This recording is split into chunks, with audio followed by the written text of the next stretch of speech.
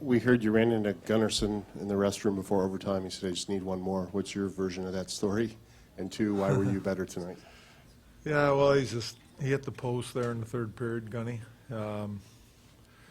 He just said, it was nothing much. He just said he needed one more shot. We were just joking around a little bit. But he played a hell of a game, Gunny. Made a great shot. Well, all around, the first period in the first game, we played our game for the most part, but tonight we played it for 60 minutes. I thought that puck possession in the offensive zone was huge. That was led from our forecheck, making good plays with the puck and be able to get it in and get it back and then possess offensive zone time. Front left. Craig, was it, guys always talk about playing that north-south game. Is that really what fueled the forecheck and allowed you to have that kind of offensive zone? Yeah, well, that's our game. That's when we're at our best. We have to get pucks in deep, and there's no room to make much plays anyhow. They're a very good defensive hockey team. They reload well. They got gaps, and there's not a lot of room. So we need to put pucks in deep and go get them, and we did that. Right side, Jeremy. Craig, people are going to use the word resilience again. It's the umpteenth time we've seen it. Do you ever allow yourself to be impressed by their resilience? Are you ever surprised by it? Well, I think that for a long time now, this team has really become a really good hockey team and a tight hockey team. They play for each other night in and night out, and they care. We've always responded to not a very good game. So, going into game 2, I knew that we'd be a hard team to play against tonight, and we were. Left side, third row. Craig, can you describe what you saw out of your goalie, Jordan Binnington, tonight? Yeah, he was fine. He had to make some big saves at big times, like always. Left side, second row.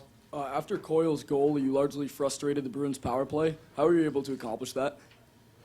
I think, win some draws and get it down, and then really do a good job with our gaps on their entries from their breakouts. I thought that we were really good there. We were tight. We forced them to turn pucks over in that area and got it down the ice.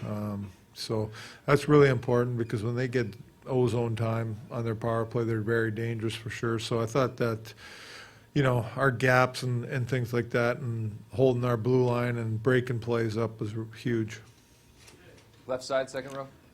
Craig, definitely physicality a big part of this series so far. Do you sense a rivalry developing, especially even with what's at stake, and is that a good thing? Is that a good thing? Yeah. Well, for the final. You're going to have a rivalry no matter who you play in the playoffs. That's just automatic. It just happens. But we're a physical hockey team. I don't know what to tell you. We're going to play physical. Front right.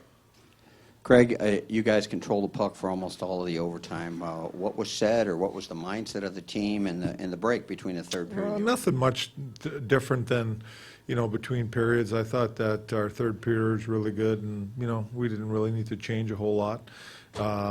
Again, it just boils down to doing a good job managing the puck through the neutral zone, getting it in deep, and skating and getting on the forecheck, and good sticks, but body contact and getting the puck back. And then we do a good job in the offensive zone of possessing the puck, moving for each other, supporting the puck, and we use our D a lot, and they did a good job tonight, our D.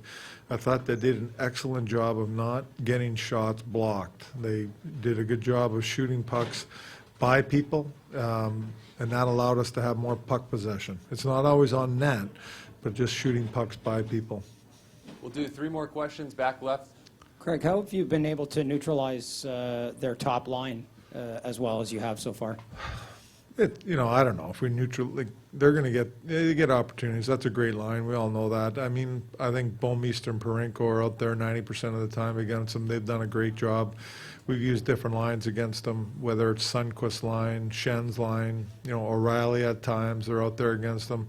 I think everybody's just aware when they're out there. You got to be on the right side of things and do a good job and that sort of thing. Like, that's a dangerous line. So you gotta make sure you're on the right side of things, managing the puck well, making them play in their own end.